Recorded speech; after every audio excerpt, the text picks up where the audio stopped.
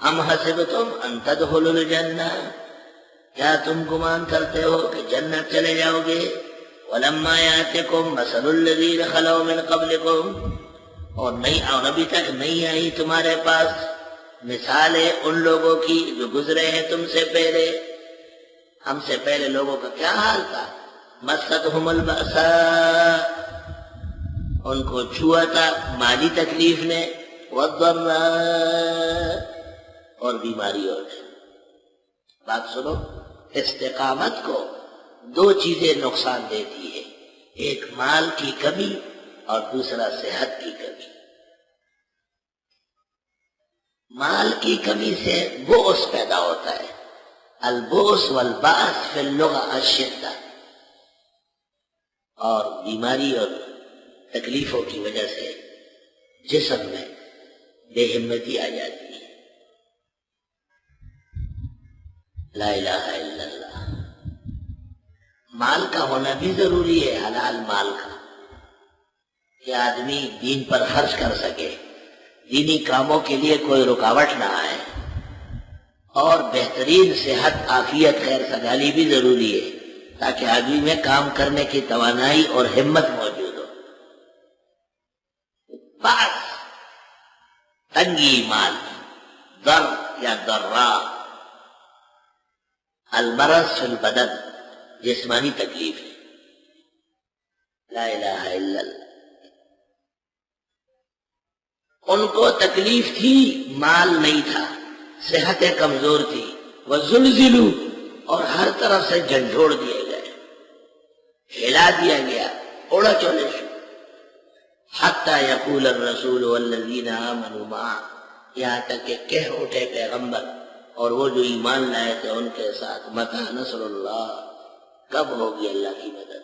اعلان آیا، الا ان نصر اللہ قریب۔ پیغمبر اور ان پر ایمان لانے والے بہت ہی ہمت والے ہوتے ہیں۔ بخاری شریف میں ہے، حضرت کی خدمت میں صحابہ ہے کہ بہت تکلیف ہے، کہیں سے گزر نہیں سکتے ہیں، لوٹ مار ہوتی ہے، کہیں جا نہیں سکتے ہیں، ہمیں لوگ قتل کرنے لگتے ہیں۔ آپ نے کہا یہ سب حالات ٹھیک ہو جائیں گے لیکن تم جلدی بہت کرو۔ صحابہ نے کہا کیا اچھے حالات کی امید ہے؟ آپ نے کہا صنع یمن سے سونے سے جڑی ہوئی ایک عورت، زیورات سے جڑی ہوئی عورت چلے گی اور یہاں مدینہ پہنچے گی، ولا تخاف الا اللہ، سوائے اللہ کے کسی کا خوف نہیں ہوگا۔ تو جب آپ نے یہ بات کہی، صحابہ نے کہا این دعار طی، بنو طی قبیلے کے ڈاکو کہاں گئے ہوں؟ آپ نے کہا وہی تو راستوں کے حفاظت پر لگے ہو، انہی کی وجہ سے تو تمام راستوں میں امن قائم ہوگا، وہ تلواریں لے کے جگہ جگہ کھڑے ہو کہ کوئی کسی کو ہاتھ لگا کے دیکھے۔ پیغمبر آئے ہیں، ہمیں ہدایت ملی ہے، اور لوگوں کو تکلیف دینا اور ان کا مال لینا حرام نہ جائے۔ زمانہ آگے بڑھ گیا، سن 99 ہجری میں عمر ابن عبدالعزیز مروانی برسر اقتدار آئے، اور 101 ہجری ہے، ہجرت پر 100 سال پورے ہو گئے، اور وہ دربار میں بیٹھے اور سیکرٹری نے آ کے کہا ایک دوشیزہ آئی ہے، زیب و زینت سے آراستہ اور زیورات جڑے ہوئے، کہتی ہے امیر المومنین سے کام۔ آپ نے کہا کوئی بھائی بیٹا خاوند والد کوئی بھی نہیں، لے سماہا محرم، کوئی محرم نہیں۔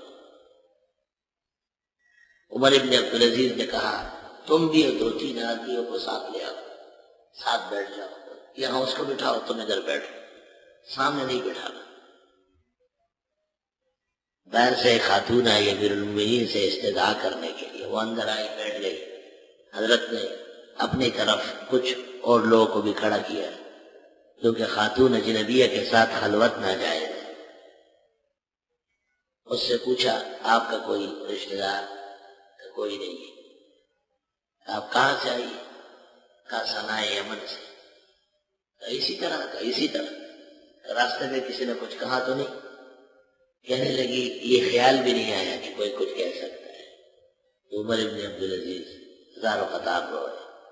آپ نے فرمایا پیغمبر نے صحابہ کی دکھیا سن کر کہا تھا وہ وقت دور نہیں ہے کہ صنع یمن سے زیورات سے جڑی ہوئی خاتون چلے گی، پورے راستے میں اس کو کوئی خطرہ نہیں ہوگا یہاں تک کہ مدینہ منورہ داخل ہوگی. وَلَقَدْ صَدَقَ رسول اللہ صلی اللہ علیہ وسلم.